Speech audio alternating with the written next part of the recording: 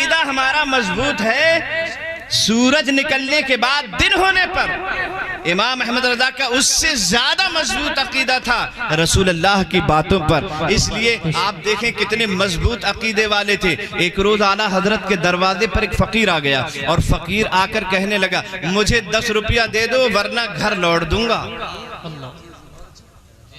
10 روپیہ دے دو ورنہ، جلدی بولو، 10 روپیہ دے دو ورنہ گھر لوٹ دوں گا. ایک جگہ ہم گئے، وہاں ایک میاں کا نام ہی پھٹا لوٹ میاں تھا.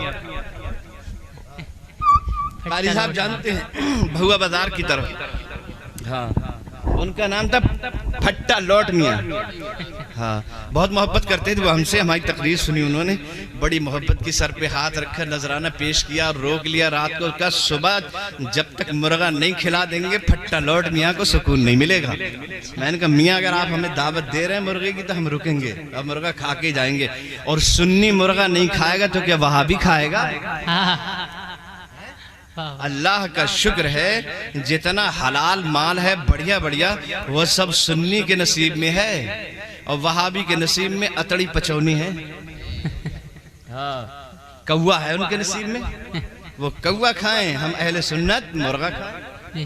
جتنا اچھا اچھا مال ہے سب سنیوں کے حصے میں، کالا کوا وہابیوں کے حصے میں. 10 روپے دے دو ورنہ گھر لوٹ دوں گا. احمد رضا نے فرمایا ایسے مت کہیے کہ گھر لوٹ دوں گا. اگر 10 روپے کی آپ کو حاجت ہے اور ضرورت ہے تو آپ 10 روپیہ لے لیجئے، لے جائیے، لیکن یہ نہ کہیے. کہیں فقیر بھی ایسے ہوتے ہیں، کہیں فقیر بھی ایسے ہوتے ہیں جو گھر لوٹ دیں. فقیر تو گھر بسانے کی دعا دیتے ہیں، فقیر تو گھر بسانے کی دعا دیتے ہیں اور آپ گھر لوٹنے کی دعا بد دعا کر رہے ہیں.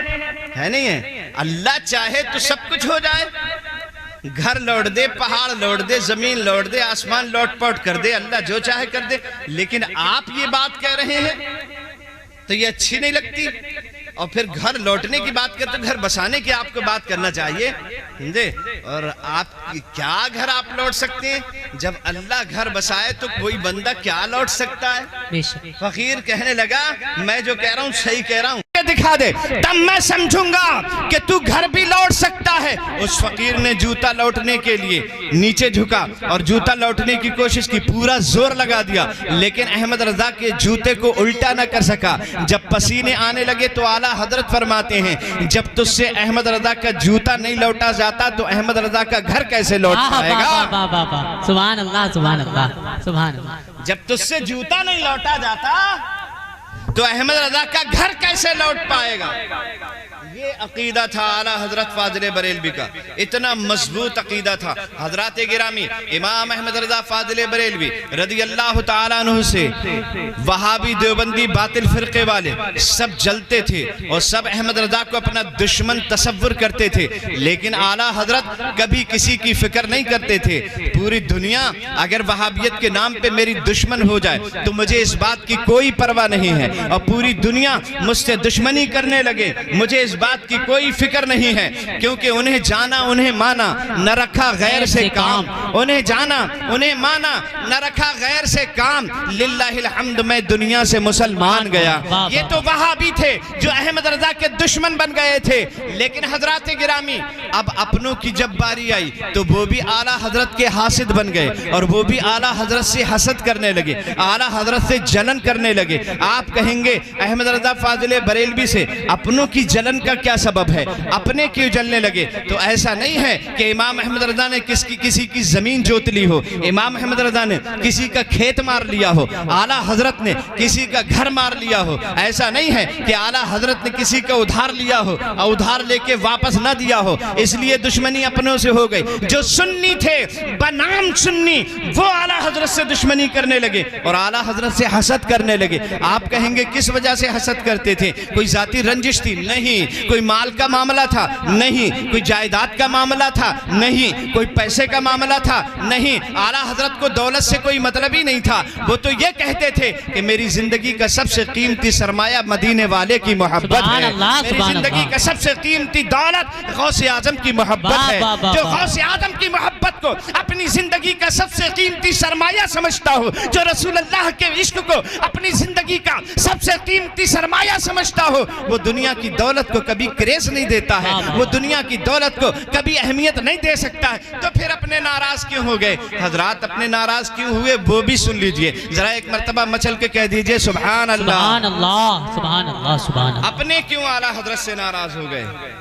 میں ذرا آپ کو بتا دوں، کسی نے اعلیٰ حضرت سے پوچھا حضور یہ بتائیے غیر عالم کو وعظ کہنا کیسا ہے؟ امام احمد رضا فاضل بریلوی نے شریعت مطہرہ کی روشنی میں یہ جواب عنایت فرمایا کہ غیر عالم کو تقریر کرنا ناجائز و حرام ہے۔ جو غیر عالم تقریر کیا کرتے تھے وہ احمد رضا سے ناراض ہوتے چلے گئے۔ کسی نے پوچھا حضور یہ بتائیے قوالیاں سننا کیسا ہے؟ امام احمد رضا نے فقہ حنفی کی روشنی میں جواب دیا کہ قوالی مزامیر کے ساتھ سننا ناجائز و حرام ہے۔ جو قوالیاں سنا کرتے تھے، جو ڈھولک کی تھاپ پر تھرکا کرتے تھے، وہ احمد رضا کے دشمن ہوتے چلے گئے۔ کسی نے پوچھا حضور یہ بتائیے تعزیہ اٹھانا کیسا ہے؟ احمد رضا نے فقہ حنفی کی روشنی میں جواب دیا تعزیہ اٹھانا مروجہ تعزیہ داری ناجائز و حرام ہے۔ کسی نے جو تعزیہ اٹھایا کرتے تھے وہ احمد رضا کے دشمن بنتے چلے گئے، حسد کرنے لگے امام احمد رضا سے۔ کسی نے پوچھا حضور یہ بتائیے ایام محرم میں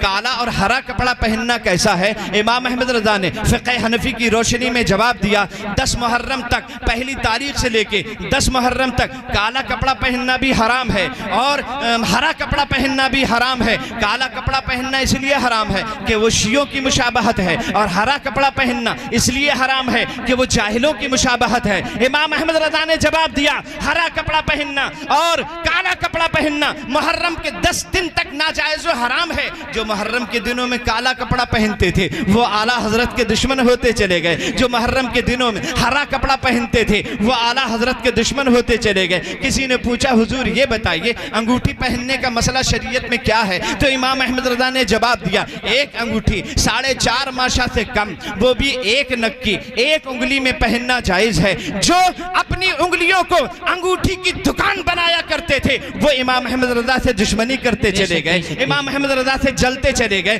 کسی نے پوچھا حضور یہ بتائیے جھینگا کھانا کیسا ہے؟ اعلیٰ حضرت نے فقہ حنفی کی روشنی میں جواب دیا کہ جھینگا کھانا خلاف اولا ہے۔ جو جھینگے مزے لے لے کے کھایا کرتے تھے وہ اعلیٰ حضرت کے دشمن ہوتے چلے گئے۔ کسی نے پوچھا حضور یہ بتائیے اوجھڑی کھانا کیسا ہے؟ امام احمد رضا نے فقہ حنفی کی روشنی میں جواب دیا اوجھڑی کھانا ناجائز و حرام ہے۔ جو اوجھڑی نوچا کرتے تھے، اوجھڑیاں کھایا کرتے تھے، وہ امام احمد رضا کے دشمن ہوتے چلے گئے۔ کسی نے پوچھا حضور یہ بتائیے لاٹھی لے کر جمعہ کا خطبہ دینا کیسا ہے؟ امام احمد رضا نے فرمایا خلاف اولا ہے۔ جو لاٹھی لے کے جمعہ کا خطبہ دیا کرتے تھے وہ اعلیٰ حضرت کے دشمن ہوتے چلے گئے۔ کسی نے پوچھا حضور یہ بتائیے لال رنگ کا کپڑا پہننا، پیلے رنگ کا کپڑا پہننا کیسا ہے؟ امام احمد رضا نے فرمایا غیر مستحسن ہے۔ جو پیلا اور لال کپڑا پہنا کرتے تھے وہ اعلیٰ حضرت کے دشمن ہوتے چلے گئے۔ کسی نے پوچھا حضور یہ بتائیے جمعہ کے خطبے کی اذان اندر دینا چاہیے یا باہر دینا چاہیے؟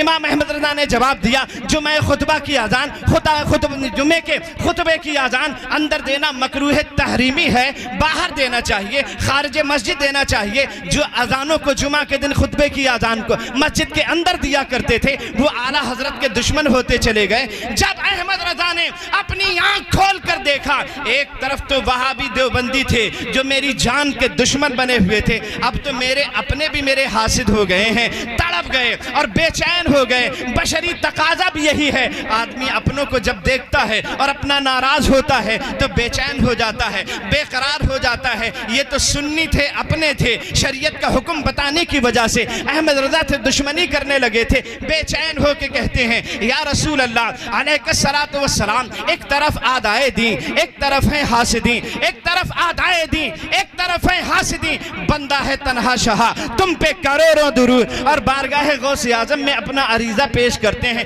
وہ جب بھی بے قرار ہوتے تھے تو دنیا دار سے نہیں کہتے تھے، احمد مختار سے کہتے تھے۔ وہ جب بھی بے چین ہوتے تھے کسی اور سے نہیں کہتے تھے، بغداد کے دولہ عبد القادر جیلانی سے کہتے تھے۔ کہتے ہیں یا غوث اعظم رضی اللہ تعالیٰ عنہ، طلب کا منہ تو کس قابل ہے یا غوث، مگر تیرا کرم شامل ہے یا غوث، عدو بدین مذہب والے حاسد، تو ہی تنہا کا زور دل ہے یا غوث۔ اے غوث اعظم اب تو احمد رضا تنہا پڑ گیا، ایک طرف تو وہابی دیوبندی ہیں جو دشمن بنے ہوئے ہیں، اور ایک طرف اپنے ہیں جو حاسد بنے ہوئے ہیں۔ میں کیا کروں یا رسول اللہ، میں کیا کروں یا غوث اعظم، میں کیا کروں؟ تو بارگاہ رسالت سے جواب آتا ہے، اے احمد رضا تم نے یہ جو دشمنی لی ہے اپنی ذات کے لیے نہیں لی ہے، ہماری ذات کے لیے لی ہے۔ احمد رضا تم نے یہ جو دشمنی لی ہے وہ اپنی طبیعت کے لیے نہیں لی ہے، اپنی ہماری نبی کی ہماری شریعت کے لیے لی ہے۔ اے احمد رضا اپنے آپ کو تنہا نہ سمجھنا، میدان میں اتر جانا، جس میدان میں جاؤ گے ہمیں اپنے ساتھ پاؤ گے، اور جھنڈے نصرت کے گاڑ کے اپنے گھر واپس آؤ گے۔ نعرہ تکبیر، نعرہ رسالت، مسلک اعلیٰ حضرت، فیضان اعلیٰ حضرت مفتی مشرف حسین صاحب قبلہ، نعرہ تکبیر، نعرہ رسالت۔ سبحان اللہ سبحان اے اللہ۔ احمد رضا تم نے اپنی طبیعت کے لیے اتنے دشمن نہیں بنائے ہیں، ہماری شریعت کے لیے دشمن بنائے ہیں۔ ہم تمہیں انعام دیتے ہیں، اور ایک ایسا انعام دیتے ہیں کہ پورے دنیا کے ہر ملک میں جہاں ہمارا چاہنے والا رہتا ہوگا وہ فجر کی نماز سے فارغ ہوگا اور اکٹھا ہو کر دنیا کی ہر مسجد کی محرابوں سے اور میناروں سے یہ آواز آیا کرے گی، مصطفیٰ جان رحمت پہ لاکھوں سلام، شمع بزم ہدایت پہ لاکھوں سلام۔ سبحان اللہ سبحان اللہ سبحان اللہ، بہت خوب حضرت، سبحان اللہ سبحان اللہ۔ اعلیٰ حضرت کی دشمنی کرنے کے بعد امام احمد رضا کو گھٹانے کی کوشش کی، ان کو پسپا کرنے کی کوشش کی، ان کو نیچا دکھانے کی کوشش کی، لیکن حقیقت یہ ہے پیچھے دشمن پڑے تھے پڑے رہ گئے، پیچھے دشمن پڑے تھے پڑے رہ گئے، پھر بھی جھنڈے رضا کے گڑے رہ گئے، پیچھے دشمن پڑے تھے پڑے رہ گئے، پھر بھی جھنڈے رضا کے گڑے رہ گئے۔ چھوٹا کرنے کی لوگوں نے کی کوششیں، اعلیٰ حضرت بڑے تھے بڑے رہ گئے۔ واہ واہ واہ واہ واہ واہ، سبحان اللہ سبحان اللہ سبحان اللہ۔ اور رضوی خوشبو سے سنی مہکنے لگے، واہ، رضوی خوشبو سے سنی مہکنے لگے، اور وہابی سڑے تھے سڑے رہ گئے۔ واہ واہ جی۔ تو یہ امام احمد رضا فاضل بریلوی رضی اللہ تعالیٰ عنہ کا اعتقاد تھا اور بھروسہ تھا، یقین تھا رسول اللہ کی ذات پر۔ آپ دیکھیں کہ ان کا اعتقاد کتنا مضبوط تھا اور کیسے متسلب العقیدہ تھے وہ۔ ہمیں بھی متسلب ہونا چاہیے، اپنے عقیدے میں مذبذب نہیں ہونا چاہیے، تذبذب کا شکار نہیں ہونا چاہیے، اور صلح کلی نہیں بننا چاہیے۔ کبھی وہابی کے ساتھ بیٹھ کے چائے پی لی، کبھی دیوبندی کے پاس بیٹھ کے کھانا کھا لیا، کبھی وہابیوں میں اپنے بیٹے کا رشتہ کر دیا، کبھی اپنی لڑکی کو دیوبندی میں شادی کرائے۔ ایسا نہیں ہونا چاہیے، سمجھے؟ درنگی چھوڑ دے یک رنگ ہو جا، درنگی چھوڑ دے یک رنگ ہو جا، تو موم نہ بن بس سنگ ہو جا، واہ واہ واہ، موم نہ بن بس سنگ ہو جا۔ تو حضرات گرامی آپ ان کے عقیدے کو دیکھیں اور اعتقاد کو دیکھیں کتنا مضبوط تھا۔ ایک دور آیا تھا، آپ نے آج کا دور بھی ملاحظہ کیا ہے، اور وہ دور بھی سن لیجئے۔ آج کے دور کو کورونا کا دور کہتے ہیں، ہر گھر سے جنازہ نکل رہا تھا، ہر محلے سے جنازہ نکل رہا تھا، دیکھ دیکھ کے جنازے روحیں کہاں پر رہی تھی، یا اللہ یہ ہو کیا گیا۔ کبھی میں نے اپنی آنکھوں سے 4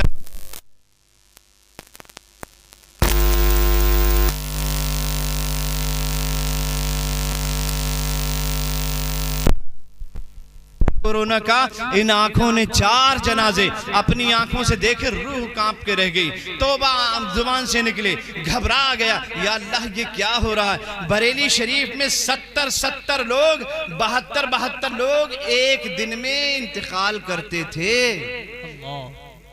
آپ بتائیے بریلی شہر میں، ایسے ہندوستان کتنا بڑا ہے، 70 لوگ 72 لوگ ایک دن میں انتقال کر جائے۔ یہ کورونا کا زمانہ۔